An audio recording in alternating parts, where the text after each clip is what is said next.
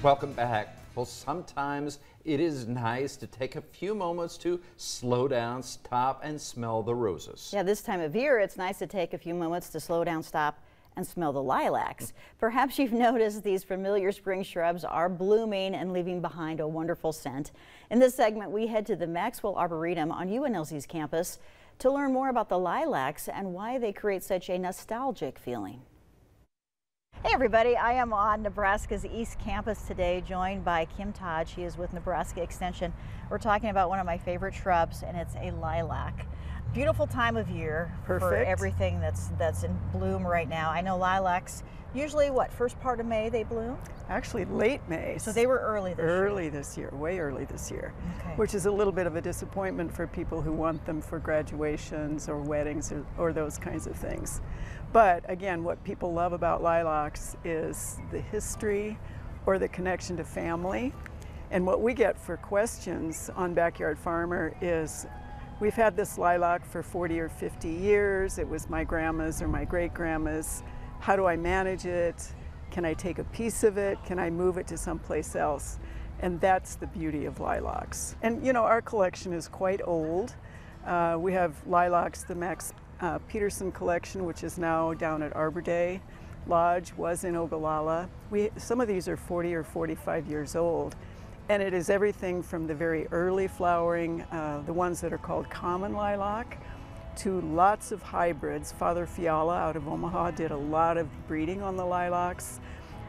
We have some that are truly just the shrub form that are cultivars or varieties, and they stay round all by themselves. Others, like the big old collections, if you don't take those old canes out, they can be pretty susceptible to borers. I know there are different types of lilacs. Right. I have two that bloom early and one that blooms late. What kind of care should you give them? Full sun is best. Okay. They appreciate a little bit of moisture, but they don't like wet feet. You know, as an example, there is a big lilac, basically a hedge, along a gravel road up to Camp Kamika, south of Cozad. Has to have been there since the camp was there. In the drought, you know, they'll sort of wilt and they'll sit there and droop and they'll die back a little bit. This year they're absolutely beautiful. Some of the ones that are the newer selections and varieties, they are hybrids, so they're complex crosses. They don't really sucker to form a colony.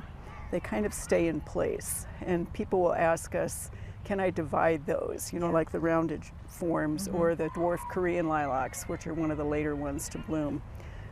You really can't. Those are kind of just a one and done. But again, the old-fashioned lilacs and selections of those, as they start to sucker, yes, you can, when they are dormant, dig those, start them over in a different place. And maybe give them to another family member. Give them to another family member. One of the things people like the best is the old-fashioned flowers. The dwarf Korean types have smaller foliage. They bloom later. They smell good, but they don't smell as good. I even keep bringing it into my house as far as like having some soaps and lotions that are lilac. I mean, the scent. Everybody loves it. I know. I mean, that's, again, in the landscape, you know, we lead with our eyes, but sometimes we lead with our nose instead. Yep, so beautiful. Well, thank you. My pleasure.